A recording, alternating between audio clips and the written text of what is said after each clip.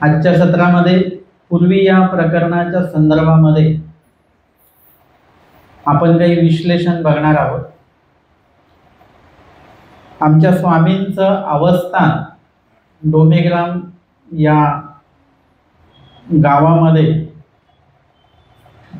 जे 3 मठ आहेत त्या 3 मठांपैकी राजमठामध्ये आमच्या स्वामींचं अवस्थान होतं आणि त्यावेळेला आचार्य श्री माईम भट्ट यांची प्रथम भेट डोमेग्राम या ठिकाणी झालेली आहे। स्वामींना भेटण्याला येण्याचं त्यांचं जे काही मूळ कारण होतं ते स्वामींना हरवण्यासाठी ते येत होते। ज्ञान झाल्यानंतर काय होतं की आपल्याला एक जाणीव होते की आपल्याला काहीतरी माहिती पडलेली आहे आणि ती जी जाणीव आहे ती कुठेतरी अहंकाराकडे जाते। मला येतं हे तुम्हाला प्रेरणादायी पण असतं आणि तुमचा अहंकार वाढवणारं पण असतं। आपल्याला जे पण येतं, आपल्याला जे पण माहिती पडतं त्या संदर्भात आपल्याला एक आनंद पण असतो आणि त्याच्यासोबत आपोआपच हळूच अहंकार पण तिकडे आलेला असतो आणि तो आपल्या लक्षात सुद्धा येत नाही। तसा अहंकार माईम भट्टांना आलेला होता। मुळातच ते त्रिगुणात्मक ज्ञान होतं। त्यांनी जे ज्ञान प्राप्त केलेलं होतं ते त्रिगुणात्मक होतं आणि ब्रह्मविद्या निर्गुण आहे। जरी ब्रह्मविद्या निर्गुण आहे तरी सुद्धा ब्रह्मविद्या झाल्यानंतर सुद्धा अहंकार येतो। त्रिगुणात्मक जे ज्ञान आहे त्याचा तर स्वाभाविकपणे दोष उत्पन्न होणारच आहे आणि म्हणून माईम भट्टांना तशा प्रकारचा अहंकार येणं हे स्वाभाविकच होतं। आता तुम्ही ज्ञान जे काढताय ते नेमकं कशासाठी काढताय? तुम्हाला ज्ञान होण्यासाठी काढताय की तुमचं अज्ञान फेडण्यासाठी तुम्ही ज्ञान घेत आहात का तुम्हाला स्वतःला सर्व माहिती असलं पाहिजे, बाकीच्यांपेक्षा मला 2 गोष्टी जास्त माहिती असल्या पाहिजेत म्हणून तुम्ही ज्ञान घेताय का तुम्हाला पुढे जाऊन आचरण करायचंय म्हणून तुम्ही ज्ञान घेताय? ज्ञान घेण्याचे विविध प्रकार आहेत। आपलं जर का घेण्याचं उद्दिष्ट जर का चुकलं तर पुढे सर्व जे काही व्यवस्थित झालं पाहिजे ज्ञान घेतल्यानंतर। आमच्या स्वामींच्या शक्ती स्वीकाराच्या लीळेच्या शेवटी सांगितलंय, ज्ञानाचे कार्य ऐसे जे ज्ञानापाठी वैराग्य उपजे। हे कधी होईल?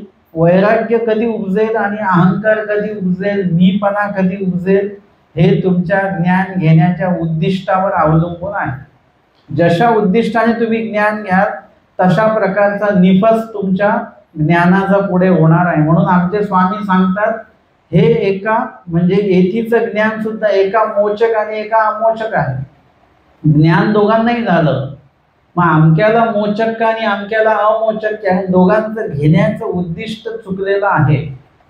माईम भट्टांनी जेव्हा ब्रह्मविद्येचं ज्ञान घेतलं आणि माईम भट्टांनी जेव्हा अन्य शास्त्राचं ज्ञान घेतलं, दोन्हीच्या घेण्यामध्ये फरक पडला। त्या ठिकाणी पहिल्यांदा जेव्हा त्यांनी कर्मराटीचं ज्ञान घेतलं तेव्हा मी या संपूर्ण विभागामध्ये मी ज्ञानी म्हणवल्या जावा म्हणून त्यांनी ते ज्ञान काढत गेले आणि अहंकार वाढत गेला, ज्ञानही वाढत गेलं आणि त्या ज्ञानाचा आता काहीच उपयोग नाही। जसं काही लोक ज्ञान काढतात आणि चर्चा करत राहतात, तर चर्चा करण्यामध्ये जर का आपण नुसतं चर्चा करण्याचाच वेळ घालवला तर ते ज्ञान आपल्यासाठी अमोचक आहे, काहीच उपयोगाचं नाही आहे। आपण भिक्षा या विषयावर भरपूर चर्चा केली, 10 तास चर्चा केली पण भिक्षाच नाही मागितली तर त्या चर्चेचा काही उपयोग आहे का? चर्चा तुम्ही करा, 10 नाही 20 तास करा भिक्षा या विषयावर, पण तुम्हाला ती भिक्षा मागायची म्हणून ती चर्चा जर का तुम्ही केली की जेणेकरून उद्या मी भिक्षेला जाईन तर मला ज्या काही अडचणी येणार आहेत त्या संदर्भात तुम्ही प्रश्न विचाराल आणि मग ती जी चर्चा घडली तर मग त्या चर्चेचा उपयोग तुम्हाला भिक्षा मागताना होणार आहे। पण जर का आपल्याला भिक्षाच मागायची नाही आणि उगाचच चर्चा करायची आहे तर ते ज्ञान जसं तसं मोचक ठरत नाही। मग या ठिकाणी माईम भट्टांनी कर्मराडीचं ज्ञान काढताना ते चूक केलेली होती कदाचित, आणि त्याच्यामुळे त्यांचा अहंकार वाढत गेला. ज्ञानाला त्या ठिकाणी आचाराची जोड असणं हे आवश्यकच आहे. जसं तुम्ही जेवताय, पण जेवत असाल तर तुम्हाला पाणी पिणं हे गरजेचं आहे. म्हणजे जेवल्यानंतर म्हणा, 1 तासाने 2 तासाने जेव्हा पण पियत असाल, पण पाणी तेवढंच आवश्यक आहे. तसं ज्ञान जे आहे ते आचाराशिवाय नाही. नुसतंच ज्ञान असेल तर ते ज्ञान नंतर ते स्वतःही दूषित होतं आणि आपल्यालाही दूषित करतात. ज्ञान आपल्याला दूषित नाही करत, पण ज्ञान असल्यानंतर जो इतर गोष्ट आपल्यामध्ये तयार होते ना, ती गोष्ट आपल्याला नाचते. ज्ञान तर पवित्रच आहे. म्हणून माईम भट्टांचं जे द्वितीय सत्र आहे, म्हणजे आमच्या स्वामींची भेट झाल्यानंतर डोमेग्रामला त्यांना जेव्हा बोध झाला, चर्चा त्याच्या आधी झाली आहे, नंतर झालेली आहे, हे द्वितीय सत्र माईम भट्टांचं सुरू झालं. आणि त्यामध्ये त्यांनी जे ज्ञान घेतलं ते नुसतं चर्चात्मक ज्ञान नाही घेतलं, अर्थात चर्चा केलेली आहे त्यांनी. माईम भट्टांनी प्रथम काळात बोध झाल्यानंतर सुद्धा अनेक भेटी झाल्या स्वामींच्या, त्यांच्या चर्चा झाली, परंतु ती चर्चा नुसतं शाब्दिक चर्चा नव्हती. मागच्या कर्मराटीच्या चर्चेसारखी ती चर्चा नव्हती. ती चर्चा होती आचरणीय चर्चा होती. म्हणजे त्यांना पुढे जाऊन त्याचं आचरण करायचं आहे. अनुसरणाबद्दल त्यांनी विचारलं स्वामींना, पण नुसतंच विचारलं नाही, तर ते अनुसरणासाठी त्यांना ज्या ज्या गोष्टी आवश्यक होत्या त्या सर्व विचारून घेतल्या आणि पुढे जाऊन त्यांनी अनुसरणाचं आचरण सुद्धा केलेलं आहे. आणि म्हणून या ठिकाणी माईम भट्टांचं द्वितीय सत्र हे अतिशय महत्वाचं आहे, की जे ज्ञान काढलं त्याचा अहंकार त्यांना आला नाही. का नाही आला? कारण की त्याचं कारण की त्याला आचरणाची जोड मिळाली, म्हणून त्यांना अहंकार नाही आला. जसं तुम्ही काही भाज्या बनवता ना, काही याच्यावर तुम्हाला पूर्ण झाकण ठेवावं लागतं आणि काही याच्यावर पूर्ण झाकण नाही ठेवता येत. त्याला थोडीशी वाफ जाऊ द्यावी लागते, थोडं झाकण उघडं ठेवावं लागतं. म्हणजे या दोन्ही गोष्टी साधल्या गेल्या पाहिजेत. वाफ निर्माण पण झाली पाहिजे आणि ती कोंडली पण नाही पाहिजे एकदम पूर्णपणे, तर थोडीशी वाफ जाऊ दिली पाहिजे, म्हणजे ते बरोबर आतमधला पदार्थ व्यवस्थितपणे शिजतो. तसं ज्ञानाला जर का आचाराची जोड नाही दिली तर मग काय होतं, त्या ठिकाणी आपल्यामध्ये दोष निर्माण व्हायला लागतो. मग आचरण करायला लागलो की आपोआपच विनम्रता येते. आणि म्हणून माईम भट्टांनी जे ज्ञान काढलं त्या ज्ञानाची सुरुवात पूर्वी या प्रकरणापासून झाली. आमच्या स्वामींनी पूर्वी हे प्रकरण माईम भट्टांना निरूपण केलं आणि त्या ठिकाणी स्वामी म्हणतात, सृष्टीमध्ये कवणे करणे मुंची जेना, एके परमेश्वरे विण तोची परमेश्वरू निर्वेऊ निराकारू असे परिकृपावसे सावेऊ साकारू होय अवतरे आपले संविधान दे ते दास्य मोचक. स्वामी सांगतात की सृष्टीमध्ये, सृष्टी म्हणजे 56 कोटी ब्रह्मांड विश्वेची मूर्ती मध्ये, म्हणजे हिमा सेतू मध्ये, म्हणजे हिमालय आणि तो राम सेतू यामध्ये कर्मभूमी आहे. सृष्टीमध्ये कवणे करणे म्हणजे या कर्मभूमीमध्ये तुम्ही येता आणि आल्यानंतर चांगले वाईट कर्म करत असता. आणि ते चांगले वाईट कर्म कुणाचे करतो आपण? सृष्टीमध्ये कवणे करणे. कवण म्हणजे जीव देवता आणि त्याच्यात प्रपंच पण लावून द्यायचे. एकूण 4 पदार्थ आहेत, जीव देवता प्रपंच आणि परमेश्वर. पैकी जीव देवता आणि प्रपंच हे कवण या पदामध्ये घ्या आणि करण म्हणजे त्यांचं सेवादास्य. म्हणजे देवतेचं सेवादास्य काय आहे? देवतेचं अंतर्याग बहिर्याग विधी आचरण करणे हे देवतेचं करण आहे. ते तुम्ही जरी कितीही केलं तरी तुम्ही मुंची जेना म्हणजे तुमची दुःखापासून मुक्तता होत नाही. मग जर का दुसऱ्या पदाला जीव येतात, आपण जास्त करून जीवासोबत जास्त राहतो है ना, सगळे जीव आहेत आपले, म्हणजे अनुकूल प्रतिकूल उदास प्रत्येक प्रकारच्या जीवांमध्ये आपण राहतो. मग यांचा आपण सेवादास्य करतो की नाही? सगळ्याच जीवांचं सेवादास्य आपलं चालू आहे. मग ह्यांच्या सेवादास्याने तरी आपण दुःखापासून मुक्त होऊ ना. मुंचिजे ना कवणे करणे मुंचिजे ना. जीवाची पण जर का तुम्ही सेवा करत राहिलात तरी तुमची दुःखापासून मुक्तता होणार नाही. जीवाची सेवा करू नका असं स्वामी म्हणत नाहीत, पण तुम्हाला सूचित करतात की हे केल्याने तुम्ही दुःखमुक्त होणार नाही. खाजे खादल्या काय होईल, तेवढ्या वेळापुरतं तुम्हाला बरं वाटेल, परंतु अन्न खाल्ल्यामुळे जे होणार आहे, भूक जाणार आहे, ते तुम्ही खाजे खाल्ल्यामुळे होणार नाही. मग दोन्ही महत्वाचे आहेत का नाही ते स्वामी परत एक सांगतात की जर का अमृत जर का तुम्ही प्राशन केलं तर त्याच्याने तुम्ही काय होणार, अमर व्हाल. ते खाजे खाल्ल्याने किंवा अन्न खाल्ल्याने आपण अमर होत नाही, स्वामींनी आम्हाला लक्षात आणून दिलं. तशा प्रकारे तुम्ही जीवाची पण सेवा करा, देवतेची पण सेवा करा आणि प्रपंचाची पण सेवा करा, परंतु यामुळे तुम्ही दुःख मुक्त होणार नाही. आणि आपला प्रवास कसला आहे, दुःख मुक्त व्हायचं आहे. संसार जन्म मरण ह्याच्यात जे आपण अडकलेलो आहोत त्याच्यातनं आम्हाला मुक्त व्हायचं असेल तर आम्हाला आता थोडंसं बदलून घ्यावं लागेल. तुम्ही डॉक्टरकडे जाता की नाही की बाबा हे आम्ही औषध घेतो पण याच्याने काही फरकच पडत नाहीये, मग काय करतो डॉक्टर, औषध बदलून देतात. आणि नाहीच फरक पडला तर काय होतं, तुम्ही डॉक्टरच बदलता.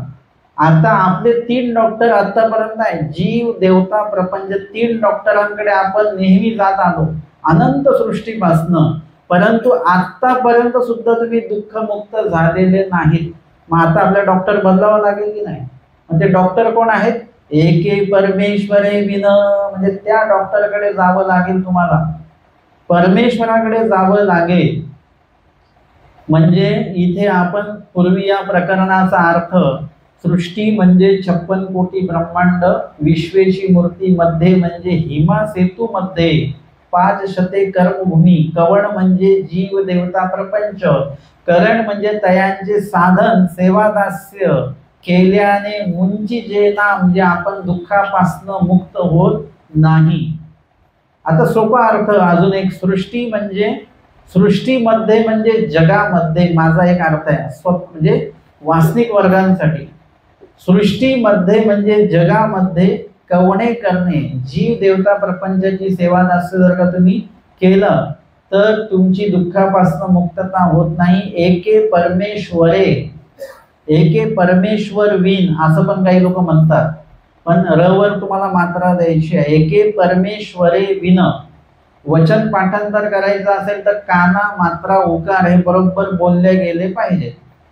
एके परमेश्वरे म्हणजे परमेश्वरे, परमेश्वरा विण म्हणजे शिवाय आपण या दुःखापासून मुक्त होऊ शकत नाही. म्हणून तुम्ही तुमच्या प्रपंचाला वेळ द्या, आम्ही नाही म्हणत नाही. जीवांना वेळ द्या, देवतेंना वेळ द्या, म्हणजे तुमचे जे दुःख भोगताय, आपण कोण भोगवता, आपल्याला देवताच भोगवतायत, हे सर्व चालू द्या. परंतु हे लक्षात घ्या की एका देवाशिवाय आपण दुःखमुक्त होणार नाही, तर आपल्याला परमेश्वरासाठी पण वेळ द्यावा लागेल की नाही. आता तुम्ही हे लक्षात घ्या, आम्ही सत्संगाला वेळ देतो, आम्ही देवाला वेळ देतो, आम्ही ज्ञानाला वेळ देतो, आपण ज्ञानाला वेळ नाही देत, आपण उलट वेळ ज्ञानाचा घेतोय. आपण देवाचा वेळ आपण घेतो, आपण देवाला वेळ देत नाही, उलट देवाचा वेळ आपण घेतोय आणि ते सुद्धा आपण आपल्यासाठीच घेतोय. डॉक्टरांची अपॉइंटमेंट कोणासाठी घेतो आपण, डॉक्टरांसाठी घेतो की स्वतःसाठी, स्वतःच्या तब्येतीसाठी घेत असतो. म्हणून सत्संग असेल, ज्ञान श्रवण असेल, वचन पाठांतर असेल, नामस्मरण असेल, हे स्वतःसाठी करायचंय तुम्हाला. याच्यामध्ये देवाचा काहीही लाभ होत नाही, पण देवाचा लाभ आपल्याला मात्र व्हायचा आहे, तो झाला पाहिजे आणि तो होतो. म्हणून आपण देवाला वेळ दिला पाहिजे. आणि म्हणून इथे सांगितले एके परमेश्वरे विण, तोची परमेश्वर. आता परमेश्वर, आम्ही जीव देवता प्रपंच नाम नेहमी ऐकत आलो, परंतु परमेश्वर हे नाम आम्ही कधीच ऐकलं नाही, किंवा परमेश्वर म्हणजे काय हे कधीच आम्ही जाणून घेतलं नाही, किंवा आम्हाला ती जाणीवच नाही झाली परमेश्वर म्हणजे नेमकं काय. काय असतं बरं परमेश्वर म्हणजे? तोची परमेश्वर निर्वेव निराकारू असं. निर्वेव, निर म्हणजे नाही, अवयव. परमेश्वराला कुठलेही अवयव नाही. तुम्ही विशेषांना कान, नाक, डोळे, मिशी सगळंच लावत राहता आणि इथे सांगतात निर्वेव. ज्यांना निर्वेव हा प्रकार कळाला ते विशेषांना डोळे, नाक, कान लावत बसणार नाहीत. हे लक्षात घ्या. ब्रह्मविद्या अभ्यासतोय आपण. त्यानंतर पुढे सांगतात निराकार. निर म्हणजे नाही, आकार. परमेश्वराला कुठलाच आकार नाही. आम्ही ओट्याचा आकार दिला, मूर्तीचा आकार दिला, हा आकार दिला, तो आकार दिला. वेगवेगळे आकार आम्ही कशाला देतोय? विशेषांना देतो आहोत. आणि मूळ परमेश्वर कसे निर्वेव आणि निराकार आहेत. मग ते निर्वेव आणि निराकारच राहिले का ना? परिकृपावशे, कृपा गुणामुळे परमेश्वराला आपली खीव आली, कणव निर्माण झाली आपल्याबद्दल आणि म्हणून परमेश्वर काय झाले? निर्वेव परमेश्वर सावेव झाले. निर्वेव ह्या शब्दाचा विरुद्धार्थी शब्द काय आहे? सावेव. स अवयव, अवयव युक्त झाले. साकार, निराकाराचं विरुद्ध. परीक्षेला येईल बरं का. विरुद्धार्थी लिहा. निर्वेवला काय म्हणतात? निर्वेवच्या विरुद्ध काय? सावेव. आणि सावेवच्या विरुद्ध काय? निर्वेव. साकारच्या विरुद्ध काय? निराकार. आणि निराकाराच्या विरुद्ध साकार. परमेश्वर निर्वेव होते ते कसे झाले? सावेव झाले. आणि निराकार होते ते कसे झाले? साकार झाले. आणि निर्वेव होते ते सावेव झाले.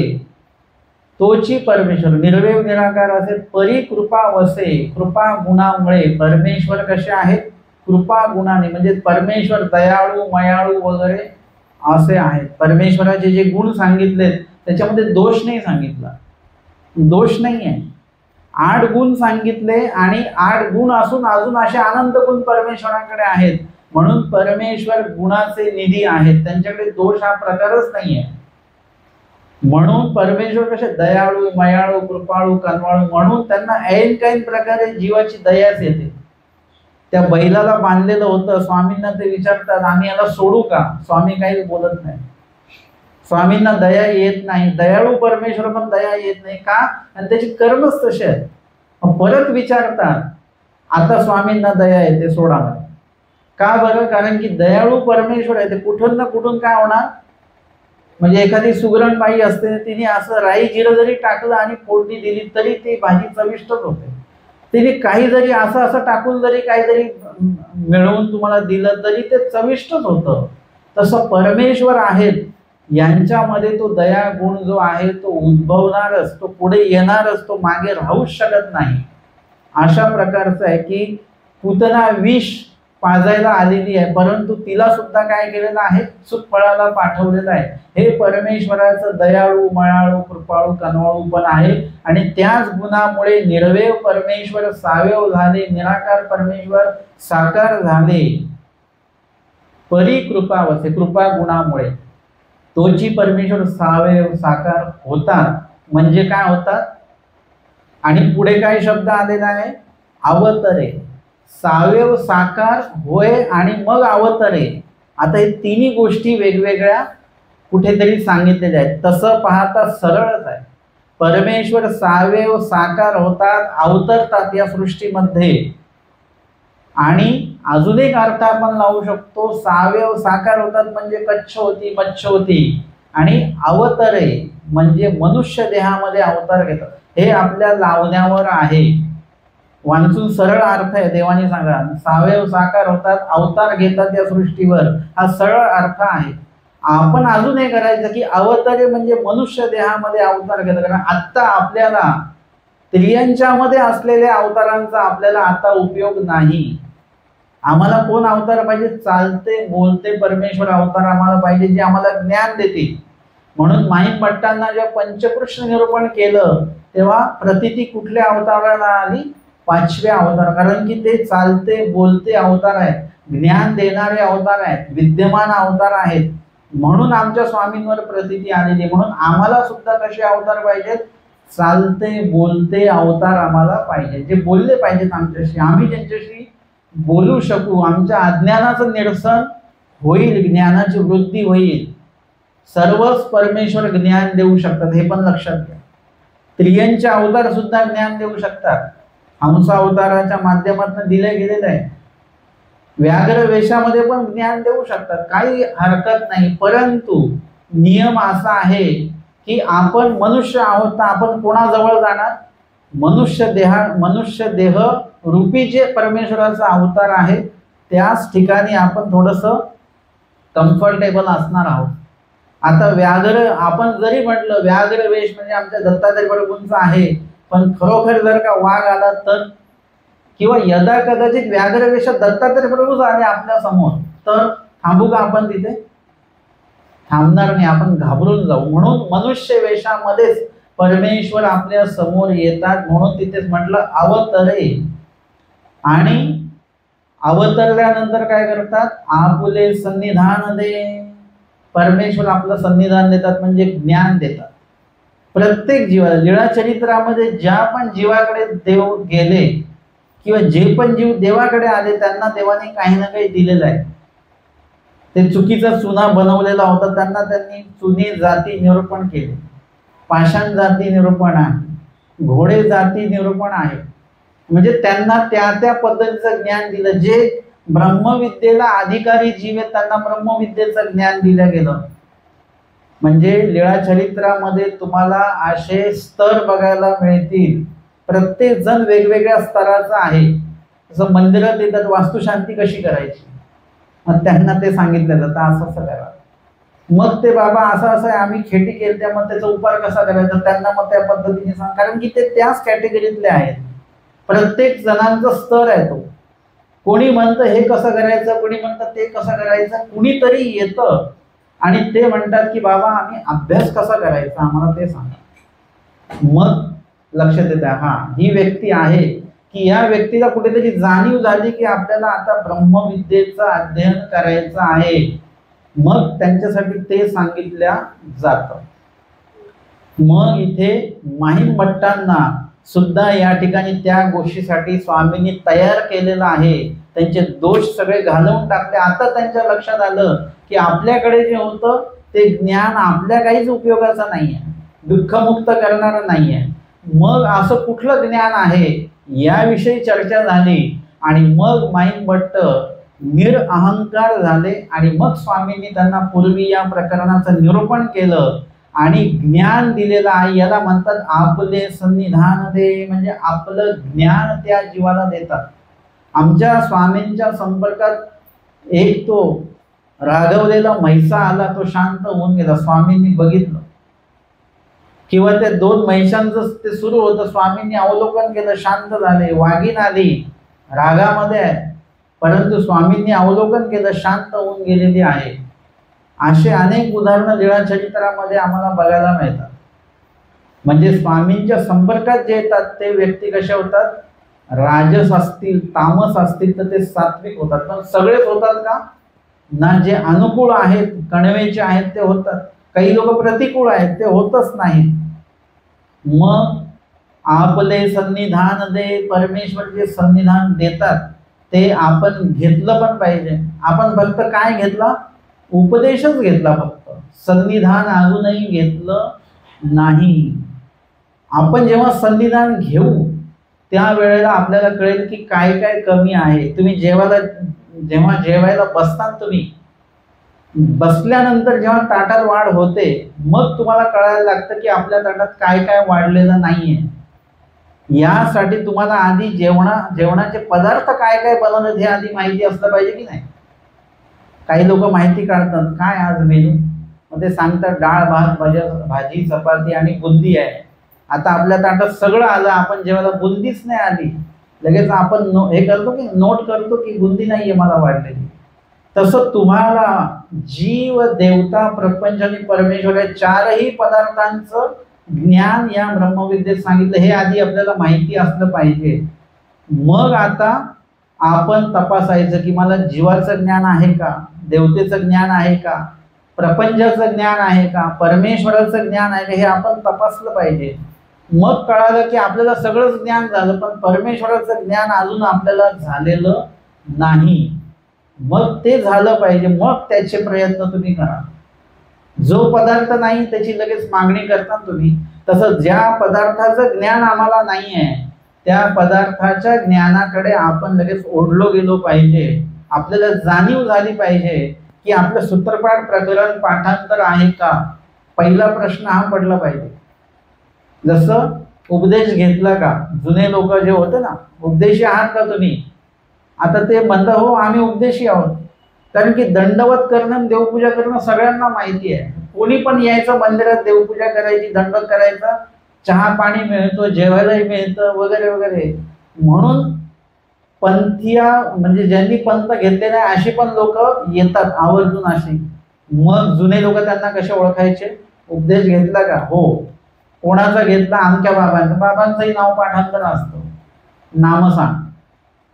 आता त्यांनी जर का नाम बरोबर सांगितली तर तो उपदेशी आहे. काही गोष्टी त्याला विचारल्या जायच्या आणि त्याच्यात तो पास झाला तर तो उपदेशी आहे.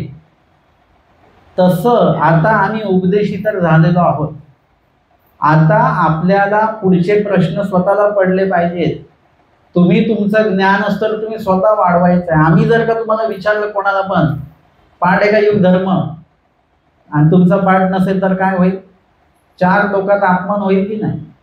मग असा अपमान करणं योग्य नाही. त्याच्यामुळे जीव दुखावले जातात आणि उलट अभ्यासाकडे येणारे लोक अभ्यासापासून लांब जातील.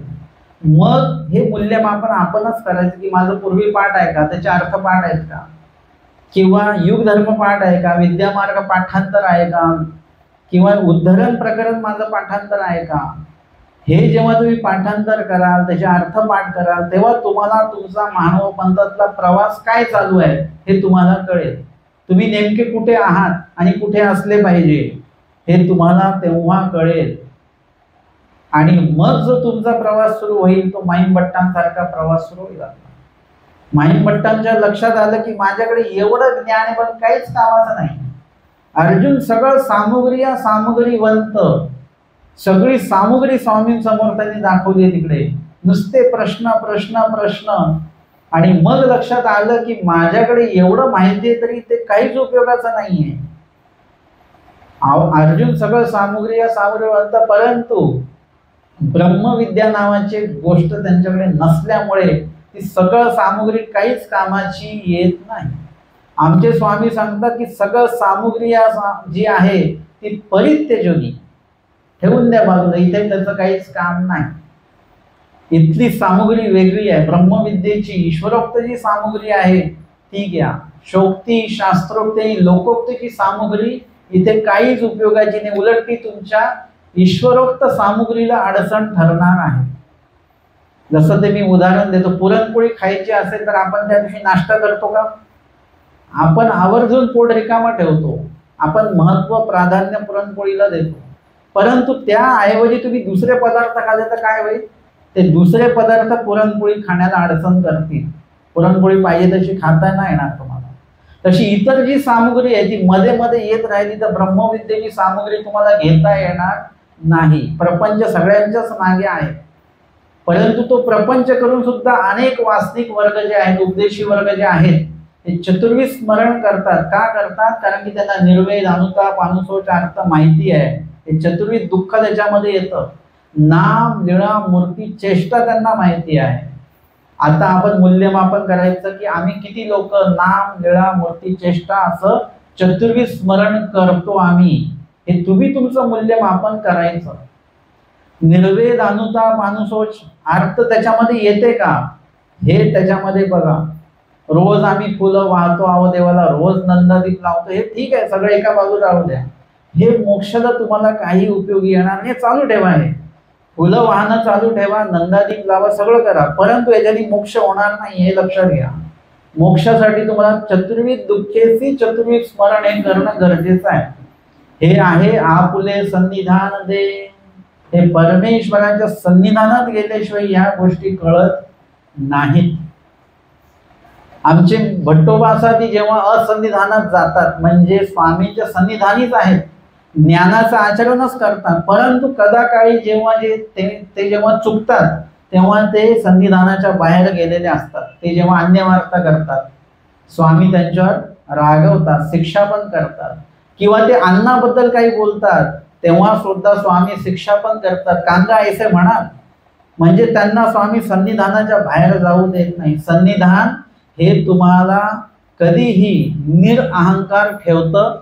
संविधान हे तुम्हाला नेहमी ज्ञानाच्या त्या शर्यतीमध्ये ठेवतं की ज्ञान घेत राहा. ज्ञान बंद नाही झालं पाहिजे तुमचं घेणं, याची जाणीव तुम्हाला संविधान देत असतं. परमेश्वर प्राप्तीचा विचार जो आहे ते आम्हाला संविधान देत असतं.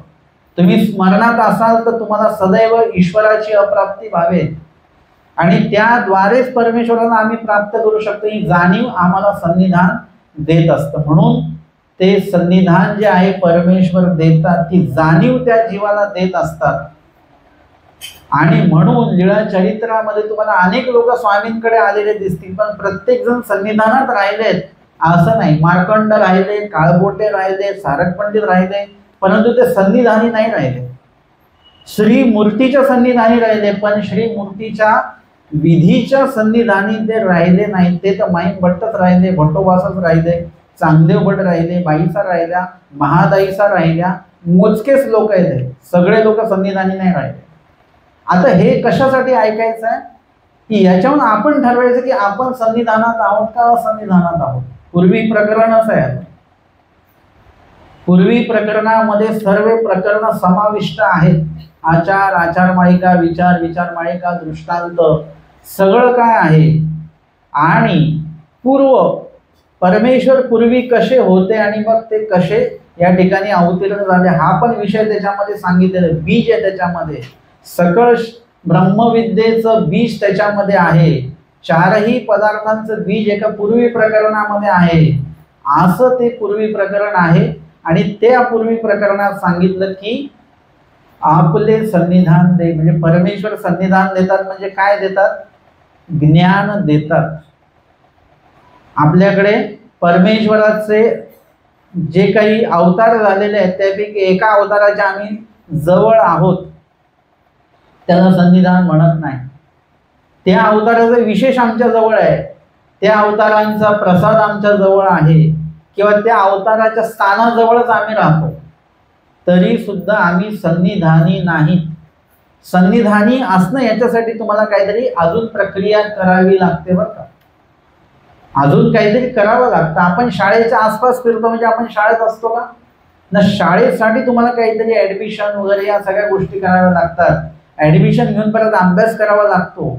अभ्यास करून परत तसं लिहावं लागतं, म्हणजे आचरण करावं लागतं, तेव्हा जाऊन आपण पास होतो. म्हणजे 3-4 त्याच्यामध्ये स्टेप आहेत. तशा प्रकारे आपण त्या परमेश्वर अवताराचा विशेष जरी आपल्याकडे असला तरी तो विशेषातलं जे सामर्थ्य आहे ते आपल्यासाठी आपल्याला ऍक्टिव्ह करावं लागेल.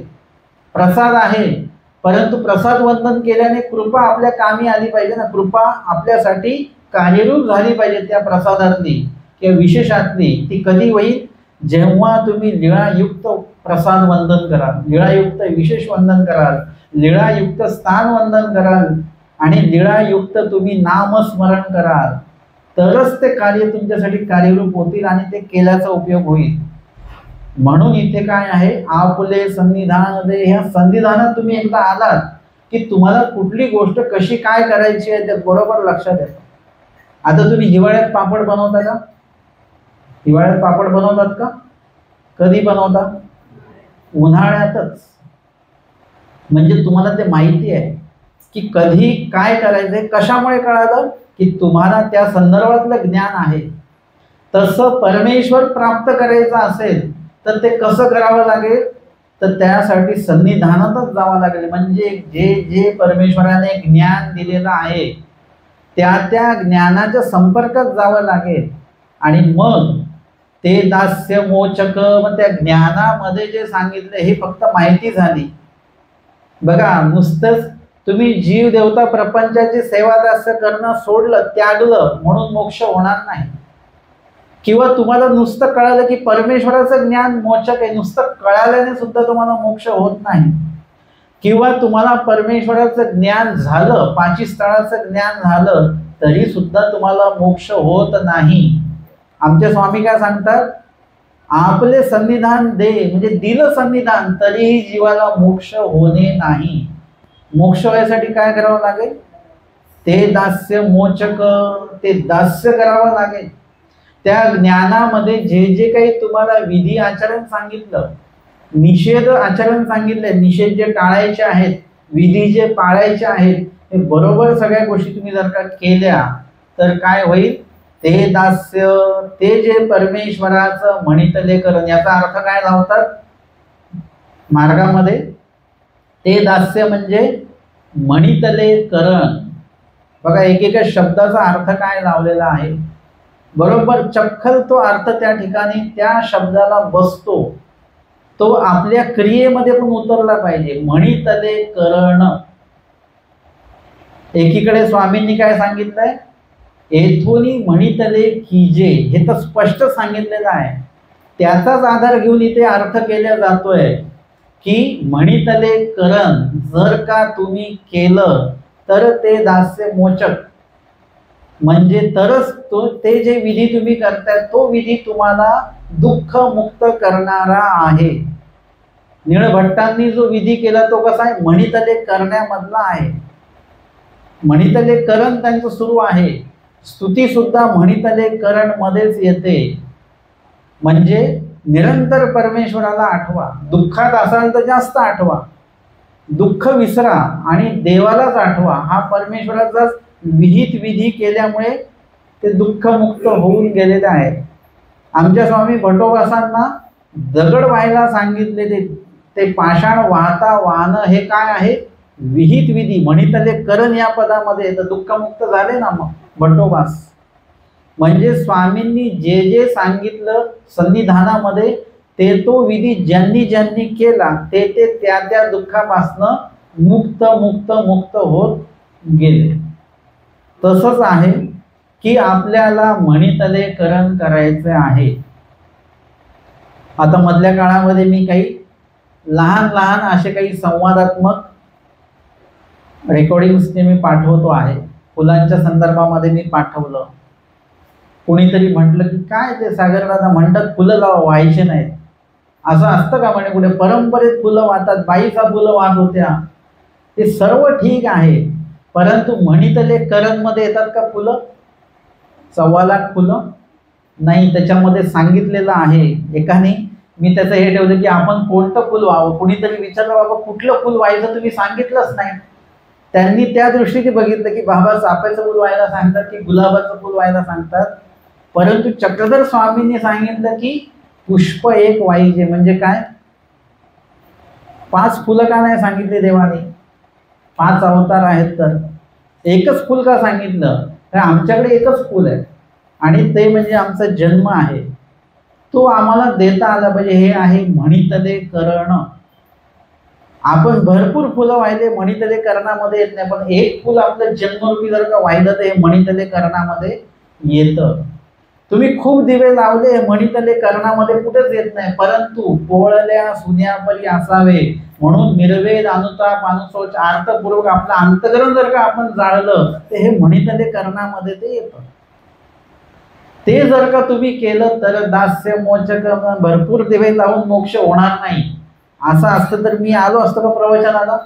मी दिवसभर दिवे जाळत नसतो बसलो तिकडे, तुमच्याकडनंच तूप मागून घेतलं असं दिवे जाळत बसलो असतो. परंतु त्याच्याने मोक्ष होत नाही. एक विशिष्ट त्रिकाळ पूजेपुरतं तुम्ही त्याचा उपयोग करा. त्या दिव्याचा तुम्ही विशेष वंदन केलं, फुलं वाहा, परंतु लक्षात घ्या 5 फुलं वाहा, 10 फुलं वाहा, ते फुलं वाहताना प्रत्येक एक फुल वाहताना लक्षात आलं पाहिजे की मला देवाला फुल नाही व्हायचं, की मला देवाला काय व्हायचंय, जन्म व्हायचाय. तो मी वाहू शकत नाहीये. ही अप्राप्ती मनामध्ये निर्माण करून ते फुल वाहा. हळूहळू बघा तुमचं फुल वाहण्यातला जो काही भाव आहे तो हळूहळू बदलून तुमचा जन्म वाहण्याचा भाव त्याच्यामध्ये निर्माण होईल, तयार होईल. हे कधी होईल? म्हणितले करणं जे जे काय आहे ते शोधा. आता तुम्ही देवाने आपल्याला काय काय करायला सांगितलेलं आहे हे पूर्वी प्रकरण आम्हाला काय करता याचे संकेत देऊन राहिलेली आहे. पूर्वी प्रकरण हे पूर्वी पहिल्यांदा का घेतलेलं आहे, शेवटी का नाही घेतलं? कारण की त्यामधनं अनेक गोष्टी आम्हाला काय होत आहेत, आम्ही जे थोडेसे दुर्लक्षित करतो आहोत आम्ही ज्ञानाला की देवाच्या म्हटल्या कारणानं. ते पूर्वी प्रकरण का वाचायचं आहे, कारण ते पूर्वी प्रकरणात आतापर्यंत मी कोणाचं सेवा दास्य केलं त्याच्यामुळे मला काय मिळालं हे पण कळतं, आणि जे मला पाहिजे त्यासाठी परमेश्वराचं सेवा दास्य केलं पाहिजे हे पण त्याच्यात कळतं. परमेश्वर कोण आहेत आणि कशासाठी या पृथ्वीवर अवतरले हे पण कळतं. अवतरून त्यांनी काय केलं तर आम्हाला सन्निधान दिलं, म्हणजे ज्ञानयुक्त सन्निधान दिलं हे पण कळतं. आणि ते सन्निधानयुक्त ज्ञान किंवा ज्ञानयुक्त सन्निधान आचरणात जर का आणलं तर मी दुःखमुक्त होतो. एवढाच तर प्रवास आहे आपला. प्रवास तिथून सुरू होतो आणि ते दास्य मोचक इथे माझा प्रवास संपून जातो. याच्या वेगळा माझा प्रवास नाही. मग आता मला काय करायचं आहे, म्हणितले करण काय काय आहे त्यासाठी मला आचाराकडे जावं लागेल, विचाराकडे जावं लागेल, परमेश्वराच्या प्रत्येक निरूपणापर्यंत पोहोचावं लागेल. त्याच्यात ते म्हणितले गोष्टी आहेत, म्हणितल्यापर्यंतच पोहोचायचंय मला. दिनचरित्र वाचावं लागेल, सूत्रपाठ वाचावं लागेल, दृष्टांत वाचावे लागतील, स्मृतिस्थळ वाचावं लागेल, हे म्हणितल्या गोष्टी शोधण्यासाठी. आता त्या दृष्टीने आता मला करण करायचंय म्हणजे आचरण करायचंय हे सुद्धा पूर्वी प्रकरण मला सूचित करतं. मला त्याचे संकेत पूर्वी प्रकरणातून मिळतात की ते दास्य मोचक असं म्हणितले करण मला करायचं आहे. लीळाचरित्र आणि स्मृतिस्थळामध्ये कुणी कुणी हे करण केलंय हे तुम्हाला त्याच्यातनं दिसतं, आणि ते दुःखमुक्त झालेत हे सुद्धा आम्हाला त्याच्यातनं दिसतं. म्हणून पूर्वी प्रकरणाच्या माध्यमातून आपण थोडक्यात हे लक्षात घेतलं की परमेश्वराने जे म्हणितलेलं आहे ते केल्यानेच आपण दुःखमुक्त होणार आहोत. याच्या व्यतिरिक्त आपण जर का काही करत असू तर मग त्याच्यातनं तुम्हाला मानसिक समाधान मिळत राहील, परंतु तुम्ही दुःखमुक्त होणार नाही. आणि म्हणून सूत्रपाठात जो ग्रंथ आहे त्या ग्रंथाचं रोज आपण पारायण हे केलं पाहिजे, वाचन केलं पाहिजे. पारायण म्हणजे नुसतं एक वाचून काढायचं नाही, ते वाचायचं आहे. म्हणजे त्याचं तुम्हाला प्रत्येक वचन वाचताना तुम्हाला त्यातनं काहीतरी अर्थबोध झाला पाहिजे, त्याच्यातनं प्रश्न निर्माण झाले पाहिजे, आणि त्या प्रश्नांची उत्तर सुद्धा त्याच्यामध्येच आम्हाला प्राप्त झाली पाहिजेत. अशा प्रकारचं वाचन सूत्रपाठाचं तुम्ही केलं पाहिजे. उपदेशी जे वर्ग आहेत ते अनेक उपदेशी, आता आपले इथले लोक तर भरपूर जुने उपदेशी आहेत, ते अजून सुद्धा जर का संकष्ट वज्र पंजुर, दत्तात्री कवच, हरण स्तोत्र, नाशिक स्तोत्र, अंक टंक इतके पारायणाच्या आवृत्त्या आहेत, तेवढ्या सगळ्या वाचत असतील तर ते म्हणितले करणामध्ये येतं का हे तुम्ही शोधायचं, मी सांगणार नाही. ते देवाने कुठे लिहून यादी दिलेली का तुम्हाला एवढं एवढं वाचा म्हणून? म्हणितले करणामध्ये फक्त सूत्रपाठ ग्रंथ, सूत्रपाठातली विहित वचनं, निषेध वचनं हे सगळं त्याच्यामध्ये येतं. आणि ते जर का तुम्ही आचरण केलं, आता ज्ञान झालं पण आचरण कुठे आहे? आता अनेक लोक विचारतात चतुर्विध स्मरण कसं करायचं. आता ते मी जीव तोडून सांगितलं असं असं करा, असं करायचं, असं करायचं, हो छान आहे बरं का, परंतु एवढं आपल्याला जमणार नाही. झालं. चतुर्विध स्मरणाबद्दल माहिती काढा आणि चतुर्विध स्मरण करण्याचा प्रयत्न करा. तुमचा प्रयत्न यशस्वी होतो का अयशस्वी होतो याचा विचार तुम्ही करायचा नाही, तो विचार परमेश्वराला सोडून द्या. तुम्ही फक्त काय करा, माहिती काढा आणि ते आचरण कसं करायचंय ते आचरण करायला सुरुवात करा. जसं स्वामीजी सांगितलं, भिक्षे पडीला, जे भिक्षेला येईल म्हणजे पात्री पडिले भोजन की जे सांगितलं हे तुम्ही तुमच्या घरी पण करू शकता की नाही. जे पात्री आलं ते भोजन करायचं हे वचन तुम्हाला माहिती पडलं, आचरण पण माहिती पडलं, पण आचरण मात्र आपण करत नाही. मला कारल्याची भाजी चालत नाही, मला ही भाजी चालत नाही, मला ती भाजी चालत नाही, हे वचनाचं आचरण नाही. म्हणून जे जे वचन माहिती होतील त्या त्या वचनाचा आचरणाची सुरुवात करा. याला म्हणतात म्हणितले. माहिती झालं पण करण अजून आमचं सुरू झालं नाही. ते म्हणीतले करंट जेव्हा तुमचं सुरू होईल तेव्हा तुम्ही आपोआप दुःख मुक्त व्हाल. म्हणजे तुम्ही जेव्हा ते स्वामींनी सांगितलं वचनामध्ये, म्हणजे परमेश्वराकडे आपण आपल्याला मोकलून घालावं, परमेश्वराकडे आपण स्वतःला सोपवून द्यावं, मग जयाचे ते सांभाळायचे. म्हणजे आपण आपलं परमेश्वराकडे स्वतःला सोपवून द्यायचं, परमेश्वर बरोबर आपल्याला सांभाळतात, आपली प्रकृती सांभाळतात, आपले अडथळे अडचणी सगळ्या गोष्टी परमेश्वर स्वतः सांभाळणार. फक्त तुमचे आचरण करण्याची तयारी असली पाहिजे. हा सर्व जो अर्थ आहे हा एकट्या पूर्वी प्रकरणातनं आपल्याला लक्षात येतो. आणि म्हणून इथे माईक भट्टांना आमच्या स्वामींनी सर्वप्रथम पूर्वी हे प्रकरण सांगितलेलं आहे. माईक भट्ट प्रकांड पंडित, विद्वान व्यक्ती आणि ब्रह्मविद्येचे अधिकारी जीव होते. त्यांना जर का स्वामींनी सुरुवात पूर्वी या प्रकरणापासून केली, पूर्वी हे प्रकरण 4 ओळींचं जरी दिसत असेल तरी सुद्धा ते दिसतं तेवढं सोपं नाहीये, दिसतं तेवढं वरवर नाही, ते गहन आहे, त्याच्यामध्ये गहनता त्याच्यामध्ये आहे. आणि म्हणून पूर्वी या प्रकरणाकडे त्याच गहनतेने त्याच गांभीर्याने आपल्याला बघता आलं पाहिजे. आणि पूर्वी प्रकरण पाठांतर करायचं. आता जो अर्थ सांगितलेला आहे तो अर्थ तुम्ही पाठांतर करा आणि त्यातनं आता पुढे जे जे काही वचनं आपल्याला माहिती आहेत त्या वचनांचं आचरण करण्याचा जो प्रयत्न आहे तो प्रयत्न सुद्धा आपल्याला त्या माध्यमातून करायचा आहे. तर आजच्या सत्रामध्ये आपण पूर्वी या प्रकरणाच्या संदर्भामध्ये थोडक्यात विश्लेषण या ठिकाणी बघितलेलं आहे. दंड